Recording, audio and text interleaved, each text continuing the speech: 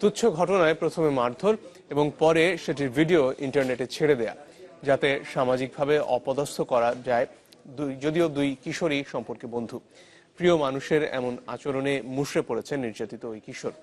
বিষয়টি বেশ আলোড়ন তৈরি করেছে সামাজিক যোগাযোগ মাধ্যমে। ফলে তথ্য প্রযুক্তি আইনে ধানমন্ডি থানায় অভিযুক্তের বিরুদ্ধে মামলা করেছে একটি মানবাধিকার সংস্থা।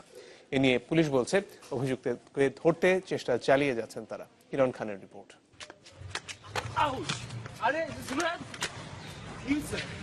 এই ছবি 13 মার্চ সকালের। ব্যক্তিগত রেশারেশির জের ধরে রাজধানীর ধানমন্ডির 5 নম্বর রোডে বন্ধু নুরুল্লাহকে প্রকাশ্যে মারধর করে জুনায়েদ, যা ভিডিও করে ছেড়ে দেয় ইন্টারনেটে। এরই মধ্যে এটি ছড়িয়ে গেছে দেশ বিদেশে। এতে আরো দেখা যায় নুরুল্লাহকে মারধরের সময় সাদিয়া নামের একজন মেয়েকে নিয়ে বাজে মন্তব্য করে জুনায়েদ। এই ভিডিও দেখে তীব্র ক্ষোভ জানিয়েছে অসংখ্য ফেসবুক ব্যবহারকারী। ভিডিওটি আপলোড হবার পর মানসিকভাবে ভেঙে পড়েছে কিশোর নুরুল্লাহ। জানায়, জুনায়েদ তার খুব ভালো বন্ধু এবং কোনো বিষয়ে বিরোধ নেই, তবে এর আগেও অনেকের সাথে জুনায়েদ এমন করেছে। এই জিনিসটা যেন আর কারোর সাথে না হয়, কারণ জুনায়েদ আগেও, যেটা আমি জানতে পেরেছি পরে, অনেক মেয়ের জীবন নষ্ট করছে, প্রুফও আছে এবং সামনে করবে।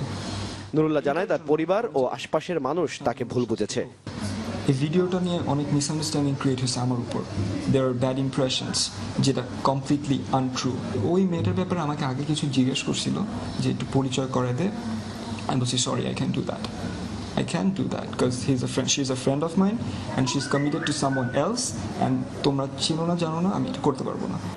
এই ঘটনার পর নুরুল্লাহর পক্ষে একটি মানবাধিকার সংস্থা ধানমন্ডি থানার প্রযুক্তি আইনে মামলা করেছে। পুলিশ বলছে, জুনায়েদ ও তার যে বন্ধু ভিডিওটি করেছে তাদেরকে দ্রুত গ্রেফতার করা হবে। আমরা ভিডিও ফুটেজ দেখেছি, ভিডিও ফুটেজ দেখে আসামি শনাক্ত প্লাস সে যে ঘটনা ঘটাইছে এটা প্রমাণিত হয়েছে। এই ব্যাপারে আমরা যখন অভিযোগ পেলাম বাদীর কাছ থেকে, এই সংক্রান্তে আমরা একটা মামলা নিয়েছি ধানমন্ডি থানায়। বিবাদীকে গ্রেফতারের অভিযান চলতেছে। এদিকে ঘটনার একদিন পর নুরুল্লাহকে অভিযুক্ত করে নিজ ফেসবুক পেজে আরো একটি ভিডিও আপলোড করেছে জুনায়েদ। আমি জানি আমার নিয়ে ফেসবুকে অনেক কন্ট্রোভার্সি চলতেছে। হিরণ খান, চ্যানেল 24, ঢাকা।